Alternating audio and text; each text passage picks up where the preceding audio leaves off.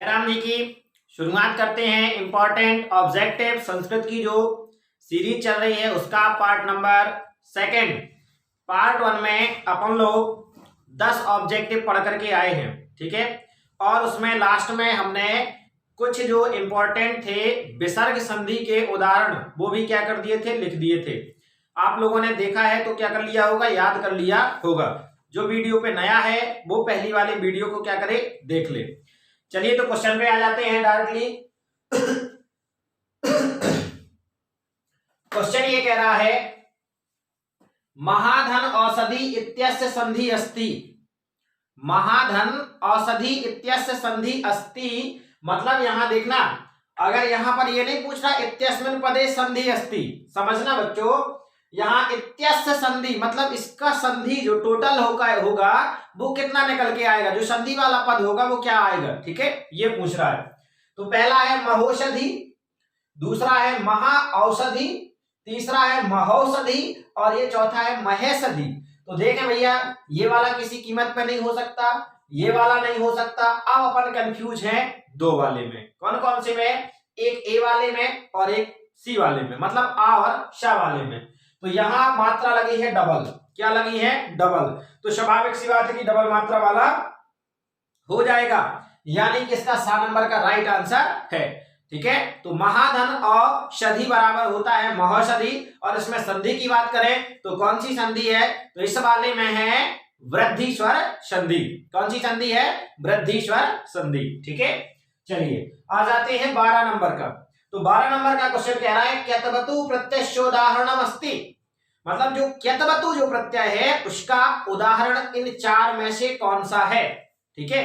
तो क्यतवतु का हम जब आपको पढ़ा रहे थे तो हमने आपसे बताया था कि गुणवान को छोड़कर, क्या बताया था? गुणवान को छोड़कर के बाकी किसी भी में वान लगा हो लास्ट में, क्या लगा हो? वान। इस तरीके से बताया था आपको, वान। वान अगर लास्ट में लगा है, लेकिन याद रखें गुणवान को छोड़ना है, इसके अलावा जितने भी हैं उन सभी में कौन सा प्रत्यय होता है? क्यतवतु। चलिए तो यहां देखते हैं पहला वाला गुणवान। बहुत सारे बच्चे गलती करके आ जाते हैं कि सर ने बता दिया था कि वान लगा हो लास्ट में और क्या लिख देना है? क्यतवतु। लेकिन हमने आपसे ये भी बताया था कि गुणवान को क्या कर देना? छोड़ देना है, गुणवान होना नहीं है। दूसरा यहां आगे दर्शनीयम, इसमें तो वान ही नहीं लगा है तो ये भी नहीं होगा। तीसरा कंपमाना, इसमें भी वान नहीं लगा है, माना लगा है तो सानच हो जाएगा। अब बचा लिखित वान, इसमें वान भी लगा है, अर्थात इसका राइट आंसर क्या हो जाएगा? बा। तीसरा 13 नंबर का क्वेश्चन है बाल घंटा। पहले वाले पार्ट में आपका था टाप प्रत्यय का उदाहरण, जिसमें था आंसर उसका बालिका, और मैं पढ़ा रहा था तो मैंने आपसे बताया था कि उसमें बड़ा आ की मात्रा लगी हो और शब्द कैसा हो? स्त्रीलिंग वाला शब्द हो, तब वहां पे कौन सा प्रत्यय होता है? टाप। यहां पर बाल घन टाप लगा है, उसका जस्ट उल्टा पूछा रहा है, अर्थात स्त्रीलिंग का शब्द होगा, बाल में बड़ा आ की मात्रा लगा दो, क्या हो जाएगा? बाला। यहां पर कहीं ऑप्शन होगा बाला, बा नंबर का इसका राइट आंसर। फिर आ जाते हैं यहां पर जेतुम। क्वेश्चन है 14 नंबर का। जेतुम इत्यस्मिन् पदे, जेतुम इत्यस्मिन् पदे प्रत्ययोस्ति, यानी जो जेतुम है इस पद में कौन सा प्रत्यय है? तो आप जानते हैं कि अगर किसी भी पद के लास्ट में तुम आए, क्या आता है? तुम। तो वहां पर हमने आपको बताया था क्लास में कि अगर किसी भी पद के लास्ट में तुम आता है तो वहां पर होता है तुमुन प्रत्यय। क्या होता है? तुमुन प्रत्यय। तो ये है तुम, यहाँ क्यतवतु होगा नहीं, क्योंकि क्यतवतु क्या कहता है? क्यतवतु में होता है लास्ट में वान, चलो ये होगा नहीं। दूसरा है टाप, तो टाप में तो आता है स्त्रीलिंग, लेकिन लास्ट में क्या आता है? बड़े आ की मात्रा, तो यहाँ तो तुम लिखा है, ये नहीं हो सकता है। तीसरा क्यतिन और चौथा है तुमुन, तो चौथा वाला इसका राइट आंसर, यानी दा नंबर का इसका आंसर सही है। फिर आ जाता है 15 नंबर यानी 15, अहम विद्यालयम गत्वा पठामि। अहम विद्यालयम गत्वा पठामि इत्यस्मिन् वाक्ये कृदंत अस्ति, ठीक है। इस वाक्य में कृदंत मतलब प्रत्यय वाला जो पद है वो कौन सा है और कौन सा प्रत्यय है? अगर पद की बात करें तो पद वाला तो है यहाँ पर गत्वा, लेकिन इसमें कौन सा प्रत्यय है? तो सबसे लास्ट में देखो क्या लिखा है? त्वा, और जब त्वा होता है तो उसमें कौन सा प्रत्यय होता है? क्यत्वा। तो यहाँ कहीं ऑप्शन में होगा क्यत्वा, पहले ही नंबर है ऑप्शन में क्यत्वा, इसका राइट आंसर हो जाएगा क्या? आ नंबर का क्यत्वा। आ जाते हैं 16 नंबर के क्वेश्चन पे। क्वेश्चन कह रहा है अधोलिखितेषु अव्यय नास्ति। अधोलिखितेषु का मतलब होता है ये जो नीचे लिखे हैं, जैसे हिंदी में होता है ना निम्नलिखित, अव्यय नास्ति, इनमें अव्यय नहीं है, मतलब 3 जो ऑप्शन दिए रहेंगे वो अव्यय होंगे और चौथा जो ऑप्शन होगा वो अव्यय नहीं होगा। अव्यय वाला अपन ने टॉपिक बड़े डिटेल से पढ़ा था। चलिए देखते हैं। पहला है एव, 100% हम जानते हैं कि एव जो होता है वो अव्यय है। दूसरा है अद्य, अद्य भी हमने बताया था कि अद्य क्या है, अव्यय है। फिर है बालका, बालका के लिए नहीं हमने बताया कि अव्यय है। फिर आता है चौथा सने, सने के लिए हमने बताया था कि सने अर्थात धीरे होता है और 2 बार लिखा रहता है सने सने यानी धीरे धीरे। तो इसका राइट आंसर हो जाएगा बालक। चलिए यहां पर आ जाते हैं 17 नंबर का, सदाचार एवं परमो धर्म। सदाचार एवं परमो धर्म अस्मिन् वाक्ये अव्ययम अस्ति। सदाचार एवं परमो धर्म, ये जो वाक्य दिया गया है इस वाक्य में कौन सा अव्यय है, ठीक है, उसके बारे में हमें बताना है।